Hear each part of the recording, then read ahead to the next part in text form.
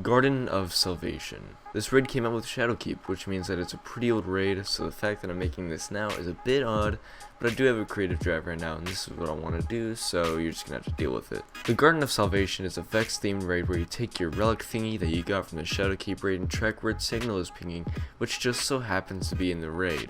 Convenient placing, am I right? The raid is split into 4 pieces: avoiding the Harpy, drawing out the Harpy, killing the Harpy, and then killing the big Minotaur boy. Why you need 3 phases to kill a Harpy? Well, I don't know.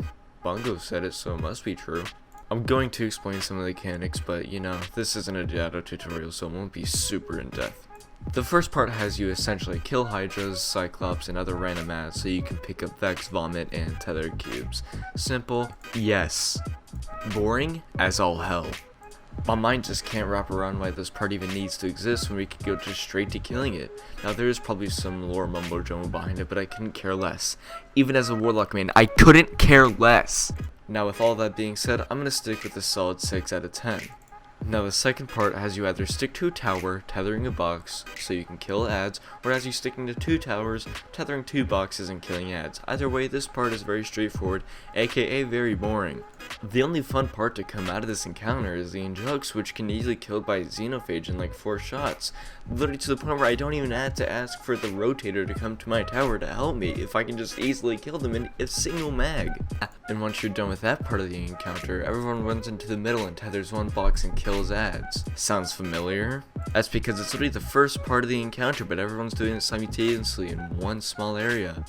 Now I'm gonna give this part a 4 out of 10 because at least in the first part you did something with debuffs and bosses that made you actually think. In the third part, stuff actually becomes kind of fun.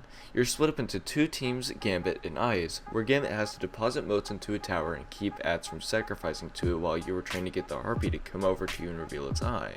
Now Gambit is actually quite fun since you have to be time savvy as to not let people run out of the Enlighten buff before the next person gets to it, which keeps you on your toes, and you're the reason the DPS phase starts.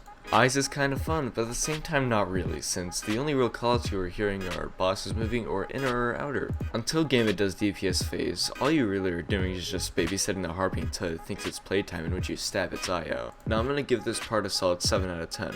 It would have gotten higher if both roles were, you know, fun. Gambit is really the only fun role because you're on your toes the whole time while, you know, as I said, Eyes is literally just babysitting a fucking Harpy. Now the final encounter where you have to kill the Sanctified Mind is probably the weirdest encounter I've ever seen in a raid. It literally feels like a completely different activity with a change of scenery. The way it works is you have 3 teams, Gambit 1, Gambit 2, and Builders. To put it simply, you have Gambit 1 go into the portal first, when they come back Gambit 2 goes into that portal, and then when they come back they deposit their motes into the tower and the tower becomes full and done.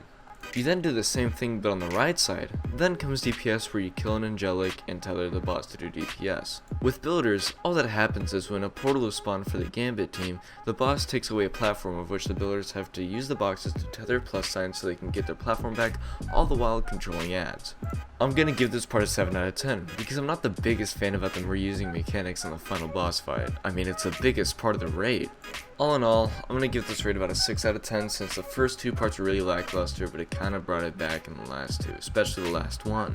Now, I don't really look forward to doing this raid every week, but hey, pinnacles are pinnacles, so I don't really complain.